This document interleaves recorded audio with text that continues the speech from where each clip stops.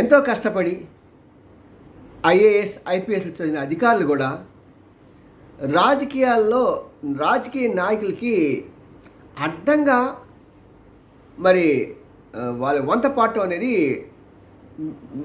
జీర్ణించుకోలేని విషయం. విజయవాడ సిపి రాణా గారు కానీ, లేకుంటే మరి ఈ ఇంటెలిజెన్స్ చీఫ్ ఆంజనేయులు గారు కానీ అంత ఇదిగా పాలకపక్షానికి చేరకుండా ఉండాల్సిందే. ఎందుకంటే మీరు ఎప్పుడు కూడా శాశ్వతంగా ఉంటారు, మీ పదవులు శాశ్వతం, రాజకీయ నాయకులు కాదు. మీకు శిక్షణ ఇచ్చినప్పుడు మీ పరిధులేంటి, మీ హక్కులేంటి, మీరు ఎంతవరకు చేయొచ్చు, రాజకీయ నాయకుడు ఒత్తిడి చేసినా సరే మీరు ఎంతవరకు చేయాలి లేకుంటే చేయకూడదు అనేది మీకు స్పష్టంగా తెలిసి నేర్పించారు అధికారులు.